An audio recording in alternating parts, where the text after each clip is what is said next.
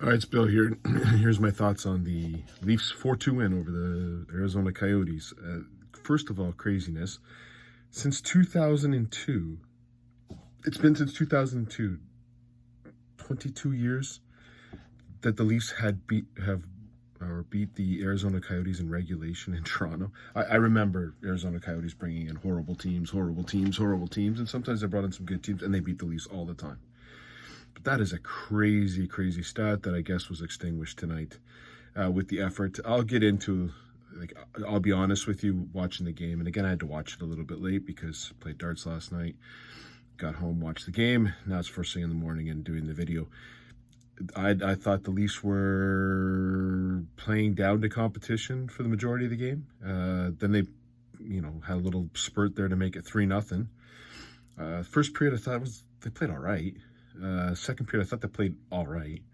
Next thing you know, they're up 3-0, then they start playing terrible. And it all started with one play. But before I get into a little bit of a rant, you're going to remember me doing a video a long time ago when everyone was chirping about our goaltenders. Goaltenders suck, throw a save in. Yeah, I remember that. So that was going to be the downfall of the Leafs, was the fact that we had no goaltending. And Samsonov didn't look very good. Martin Jones was carrying a huge load and playing decently. And then there was the resurgence of Samsonov, where he went and talked to his dad somehow and it turned it around. And he's played well. The goaltending has never been an issue. So all the people that panicked and yipped and yapped about the goaltending, I wasn't one of them. So I'm going to sit here and say, told you so. And the reason why I'm going to tell you told you so, because it's not a problem. Joseph Woll is really good. Now, you know me. I'm not going to jump on any bandwagon here. He's calm in the net. He's steady in the net. He doesn't panic. He doesn't throw any fits when a goal goes in. He plays the position. He's the best goalie we've had in a long, long time. Now, Bill, you're saying that really early. Yes, I am. But I'm seeing that with a playoff series under his belt. And at no point does he get phased. He's been dynamic in the net. And he's one of the reasons why the Leafs won last night. So, optimism. Remember the word hope. H-O-P-E, hope. Woll's got hope. Now, this is going to surprise some of you other Leaf fans, but I was a fan of James Reimer, Optimus Rhyme. When he first came up, was fantastic until the Leafs, like they do when management gets involved, blames him for a Boston series when maybe you should look at Phaneuf and Jake Gardiner with primary assists on pretty much every Boston goal. And they went and got Jonathan Bernier. And at that point, Reimer was done. Now, I would ask who's still in the league, Reimer or Bernier. I can't remember. Can you check out the NHL stats, see who's still in the league? That was a Dave Nonis dumb move. They can't do this to this kid. This kid's got it. And I'm not... a lot of Leaf goalies in the past.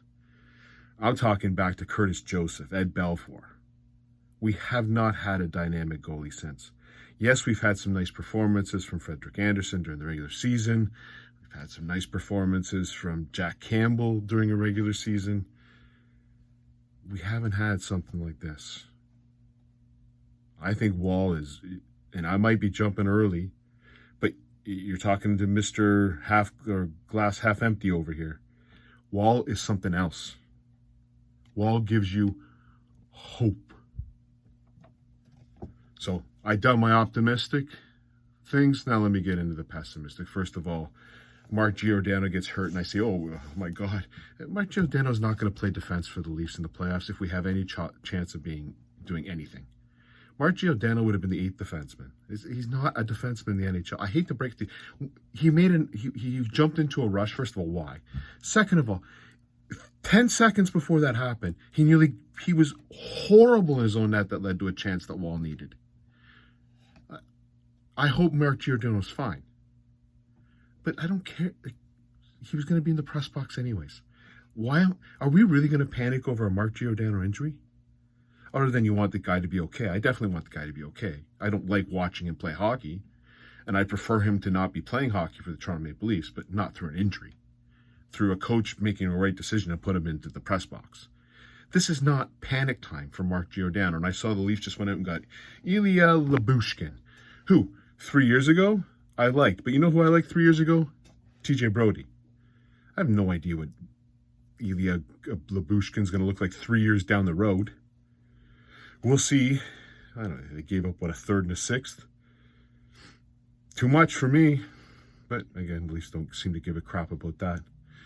They might remember we're in a salary cap era, but they keep forgetting that little piece of it. So I'm not a big fan of the Lyubushkin move, other than he's got a right-hand shot, and I guess they had to after the Giordano injury. And it just kind of shows that Liljegren's probably a little bit farther off than we think. I would have preferred something different, but whatever. They get Ilya Lyubushkin. But Giordano goes down, he goes down hurt. Again, I'm going to panic because Mark Giordano got hurt. There's some people at Darts going, oh no. I'm like, oh yeah, keep him out of the lineup. I don't want him to be hurt. Don't get me wrong. I don't want anyone to be hurt. I just don't want to watch Mark Giordano in a Leaf shirt. So if this keeps him out of a Leaf shirt, it's not the biggest deal to me.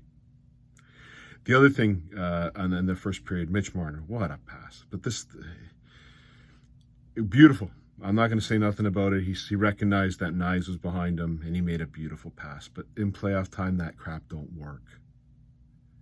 So, okay, it worked against the Arizona Coyotes. He's done it plenty of times. Yes, I'm not trying to take away creativity. It's a beautiful goal. So, there's not, like I say, nice goal. And then you got Bertuzzi going to the net, being in front of the net, getting a tip, and making it 2-0. Fantastic. And then you get Matthews with, I don't know how you change an angle, scoop shot it within milliseconds, but this guy does it. 3-0. The Leafs are dominating now. The Leafs are taking the play. They get a power play. It's 3-0. It's 3-0 Leafs. And this is what, and here's the crazy thing for the Leafs goals. They were all giveaways by the Arizona Coyotes. It was like reverse night, reverse jersey night. The Arizona Coyotes were just giving pucks away like it was nobody's business, and it led to those goals. There was the third goal, Knies picked it off at our blue line. The Marner goal was a pick off at our blue line.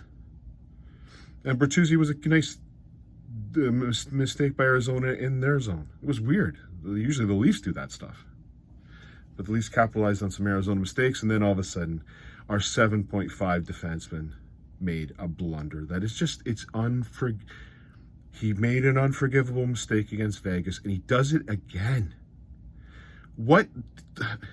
In a you're up 3-0. You're on a power play. Just let them have it and play a one-on-one. Why are you pinching? Can't you just go, oh, okay, that's not bad. Play on the side of caution when you have a 3-0 lead? No, just give them a goal. 3-1. Just gave it to them. Oh, what do? Give away at their blue line. Classic Leafs. This is unacceptable. This is supposed to be your best defenseman, making blunders like that. I'd rather watch Simon Benoit on the power play. He ain't gonna make that dumb mistake. These are dumb, idiotic mistakes made by someone who's a veteran. It's enough. I don't know what you do, but it's not rocket science to know that you have a 3-0 lead. Don't do something 50-50. Well, Arizona back in the game, and from that point forward, I thought Arizona was the better team. So Morgan Rielly, who's been out of the lineup, comes back in the lineup, goes -4 the night before. Now, there's nothing you can do with trying to keep him away from Brody, because at the end of the day, he only had 5 defense, and hell, he had to put Mitch Marner on defense for pretty much the rest of the game. And I thought Mitch Marner was all right defensively, which is crazy.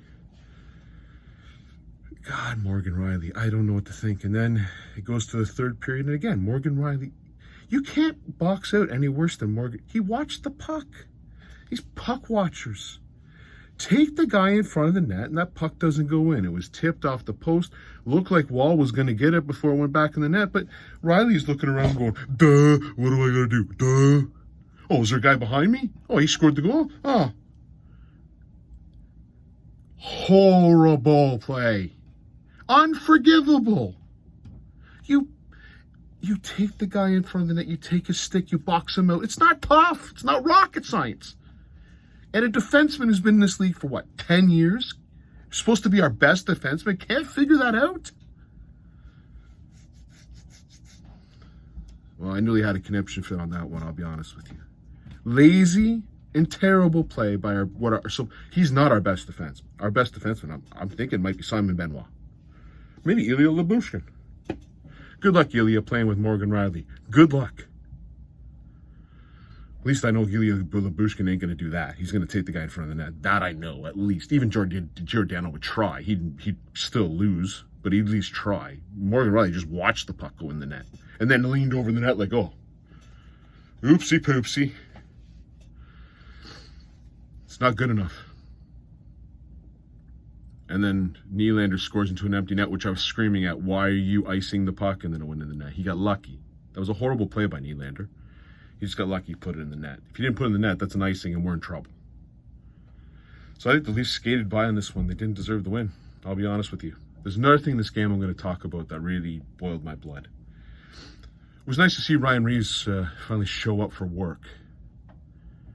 30 games of being, the Don Cherry saying, a crusher thinks he's a rusher, becomes an usher. So his crusher, apparent crusher, is a rusher. So he gets in his second fight of the year. Second fight, how many games has he played? I should probably check that out before. Ryan Reeves has played in, I'm going to tell you in just a second. He's played in 32 games this year and has 2 fights. So he fights a guy, and he gets up and he does this. Embarrassing. I hate that crap. It's a joke. You finally do your job. You haven't fought since the first game of the season, and you get up and you kiss your bicep. You are a goddamn embarrassment. Maybe if you fought every game, or how about you fight once in a while, or you fight players that you said you were going to fight. Oh, but the people don't go me. And a 7-1 game against Anaheim, you couldn't have gone Radek Gudas, buddy, and took on the 2-minute penalty. We'll see what happens to Reeves this weekend when big New York Rangers come in. 6'8" guy, though I don't know if he can fight anymore because he doesn't have really a left eye. It's pretty much caved in with a bruise. I don't like this. I don't get it. I don't understand it. Just like, and by the way, for you fairness people, oh, why'd you get so upset when Ridley Gregg, you slap shot in the net? Same reason I got upset when friggin' Reeves did that. He hasn't earned it. Fight. Have a good fight. Give the fans this. I don't care about that. But kissing your bicep like you're some... You fought twice this year, and we're paying you $1.6 million to do what? Look good on the ice? You don't add value. You're -1 tonight, bud. I think you're about -17 for the season. The bench went wild. Yeah, the bench went wild. Who cares? Kissing your bicep afterwards? Stupid. I didn't enjoy it. So for you fans that were, Bill, why'd you get upset with Ridley Gregg? I just got upset with the Leafs for it. It's dumb. He hasn't earned it yet. The Leafs play the Rangers, and personally, I would like to see 6'8" boy put a beating on Reeves. And then maybe he can kiss his bicep. Cheers.